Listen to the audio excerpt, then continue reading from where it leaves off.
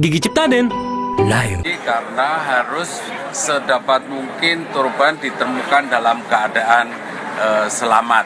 Oleh karena itu, dengan penuh kehati-hatian, akhirnya beberapa korban sudah bisa diselamatkan, ditemukan dalam keadaan selamat. Sekarang di rumah sakit, memang ada yang ditemukan sudah tiada, sudah meninggal. Nah, ini tadi barusan kita dipimpin oleh Pak Kepala BNPB berdialog lagi, karena setiap hari terus dilakukan komunikasi dengan keluarga para santri. Apakah sudah saatnya untuk dilakukan evakuasi dengan menggunakan bantuan alat-alat berat? Sebagaimana tadi disilahkan oleh Basarnas bahwa memang dengan bantuan peralatan yang maksimal yang kita miliki, baik itu peralatannya Basarnas, BNPB maupun bantuan dari berbagai pihak, tidak lagi ada tanda-tanda ditemukan kehidupan. Itu sudah dijelaskan kepada keluarga, dan oleh karena itu keluarga juga setuju untuk penggunaan alat berat. Toh penggunaan alat berat pun akan digunakan dengan sangat-sangat hati-hati. Jadi mohon doanya ya, semoga para korban masih ditemukan selamat. Kita terus berdoa untuk itu. Semoga juga keluarga korban diberi ketabahan, kesabaran, keikhlasan menghadapi musibah yang sangat memprihatinkan ini. Jadi saya kira itu pengantar dari saya. Saya persilahkan kepada Pak Kepala BNPB untuk menjelaskan lebih lanjut. Silakan, Pak. Terima kasih Bapak Menko, rekan-rekan media sekalian. Sebagaimana kemarin kita sudah bertemu ya, kemarin sudah kita sampaikan langkah-langkah. Alhamdulillah langkah-langkah yang kita rencanakan kemarin semuanya sesuai dengan rencana. Yang pertama, selesai kita memberikan keterangan kepada rekan-rekan media, kita berdialog kepada ahli waris atau keluarga yang terdampak. Akhirnya kemarin keluarga yang terdampak, mereka menyetujui untuk sehari kemarin atau sehari semalam kemarin dilakukan pencarian fokus oleh tim gabungan yang dipimpin oleh Basarnas ya. Alhamdulillah kemarin kan kita ada 15 titik katanya. Masih ingat kan 15 titik? 8 itu hitam, 7 itu merah. Ternyata perkembangannya yang 7 merah itu berhasil diselamatkan 5. Sehingga yang 2 tadinya merah berarti jadi hitam ya. Per hari ini yang sudah terdata korbannya 108 korban. Itu terdiri dari 103 yang kondisi selamat ya, semuanya dirawat di rumah sakit, rinciannya ada. 5 meninggal dunia. Nah, 5 juga saya yakin rekan-rekan media sekalian sudah tahu nama-namanya. Nah, sekarang yang masih hilang, yang ada datanya, yang ada fotonya, itu sementara terdata 59 orang. Di mana itu? Nah, kita tidak tahu. Karena dengan alat-alat yang canggih oleh Basarnas, itu dari 15 titik itu tadi kan ada 8 tambah 2 begitu. Tadi kita sudah berdialog sama keluarga. Kita sampaikan pada keluarga bahwa mudah-mudahan 59 itu tidak ada di situ. Tidak ada di reruntuhan. Kenapa saya bisa katakan demikian? Karena ada kasus kan, rekan-rekan media tahu, ada salah satu orang tua yang kehilangan anaknya, sudah nangis-nangis, sudah sedih, menganggap anaknya ada di situ, ternyata ada di tempat lain, dalam keadaan selamat. Nah, kita sampaikan mudah-mudahan, saya pribadi berdoa mudah-mudahan itu tidak 59, itu hanya yang dinyatakan hitam oleh Basarnas. Kita mudah-mudahan berdoa. Nah, langkah selanjutnya, karena dari mulai tadi malam setelah penemuan yang terakhir dalam kondisi selamat, itu kami rapat koordinasi tim gabungan menyatakan bahwa dengan menggunakan alat-alat yang canggih, ada yang menggunakan drone thermal ya, atau secara teknis nanti Pak Presiden menjelaskan. Itu secara ilmu pengetahuan itu tidak lagi ditemukan tanda-tanda kehidupan ya. Kami masih memberi waktu kepada tim gabungan dari mulai kemarin sore sampai tadi pagi. Bahkan tadi malam itu disterilkan lokasi, tidak boleh ada yang mendekat supaya hening, supaya sunyi. Di tengah keheningan kesunyian itu mudah-mudahan ada kedengaran dengan tanda-tanda, dengan alat-alat yang canggih itu tanda-tanda kehidupan. Tetapi ternyata sampai tadi pagi tidak ada. Akhirnya tim gabungan memutuskan untuk masuk tahap berikutnya. Tahap evakuasi pencarian dengan menggunakan alat-alat berat.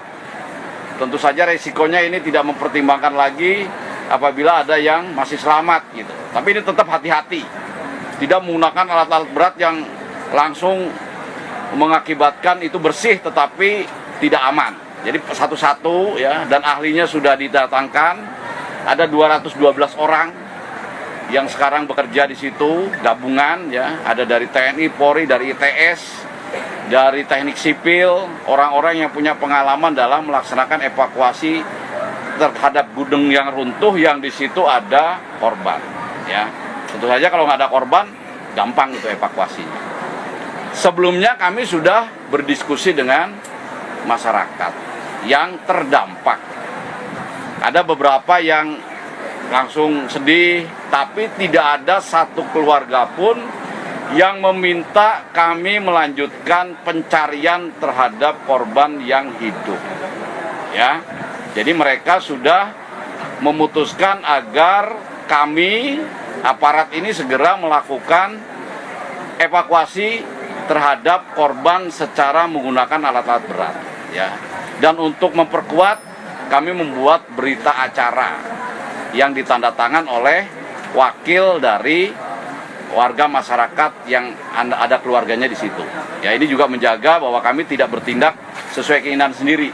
Kami sudah tawarkan kalau Bapak Ibu warga masyarakat yang keluarganya jadi korban, kalau meminta kami untuk mencari seperti kemarin secara manual satu-satu untuk mencari yang selamat, kami akan lakukan. Tapi dari suara bulat mereka menyatakan sudah cukup Pak, sudah cukup karena sudah 3 hari. Sekarang tolong itu segera dievakuasi menggunakan alat-alat berat.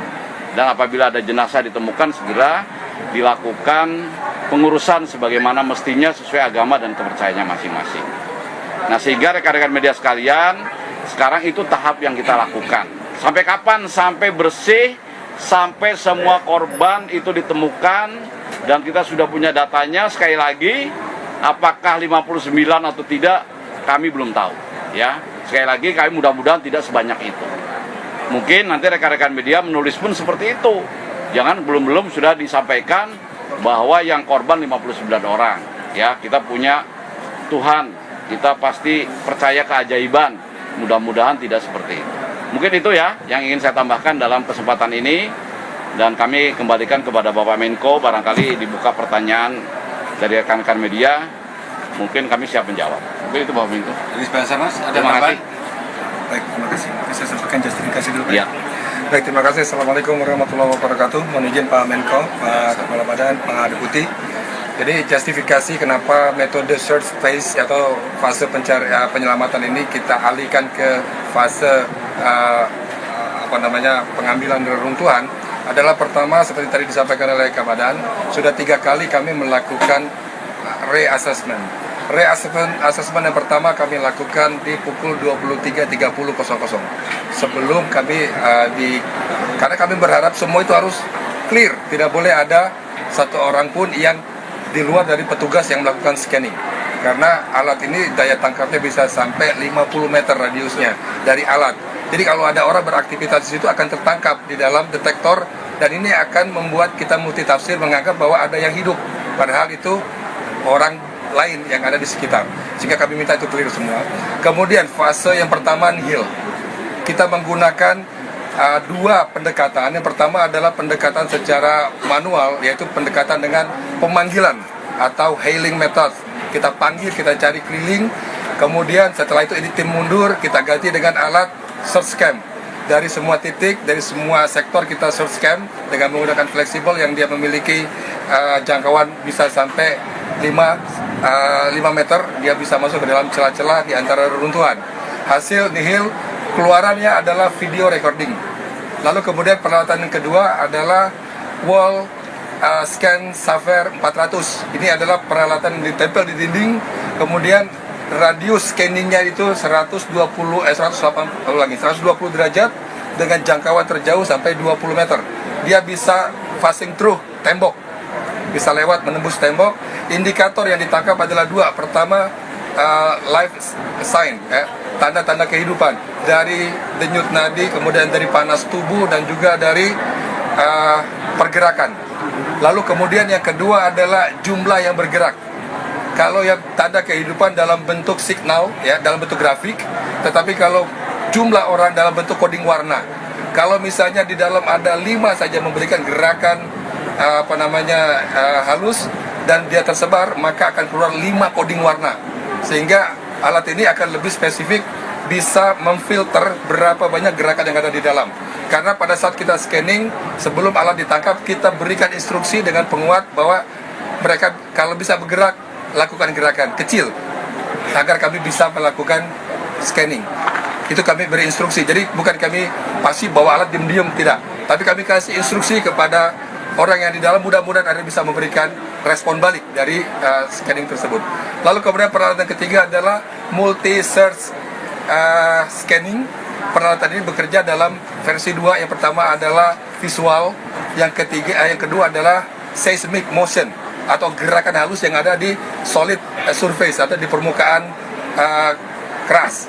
Bisa dia ketuk seperti ini sudah bisa ditangkap alat itu, dan nanti akan terlihat di monitor dia posisinya berapa jauh dari jarak dan vektor ataupun sudutnya itu berapa jauh dari alat, sehingga kita bisa plotting di mapping di site sketch collapse building.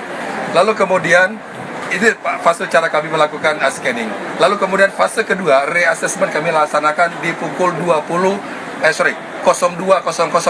di tanggal 2 Oktober, artinya tadi dini hari. Hasil pencarian tetap nihil. Lalu kemudian kami menvalidasi kembali, berharap ada perubahan. Jam 7.00 tadi kami juga lakukan kembali scanning, namun hasilnya nihil. Kami sudah laporkan hasil scanning ini ke Kepala Basarnas, dan dari Kepala Basarnas sudah disounding dengan Kabadan. Kemudian dilakukanlah rapat konsolidasi tingkat pimpinan untuk mengambil langkah-langkah selanjutnya, dan berikutnya sudah disampaikan oleh Kepala Badan.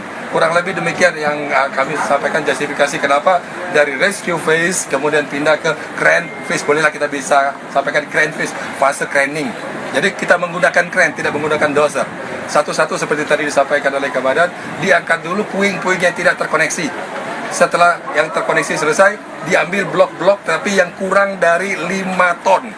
Kalau dia lebih dari 5 ton, maka akan dilakukan proses cutting. Setelah diangkat satu blok, maka akan di-assessment apakah ada target dalam pencarian di lokasi. Kalau tidak ada, dilanjut fase berikutnya, pengangkatan lagi. Setiap pengangkatan benda yang besar akan dilakukan scanning ulang untuk memastikan jangan sampai ngangkat terus tidak ngecek. Jadi setiap kali ngangkat ada perubahan struktur, maka kita lakukan assessment kembali apakah ada target yang dicari di dalam atau tidak, sampai proses ini selesai. Dan kami sampaikan 7 orang yang ada di sektor A2 posisinya berada di lantai dasar, dan itu posisinya di bawah himpitan balok besar.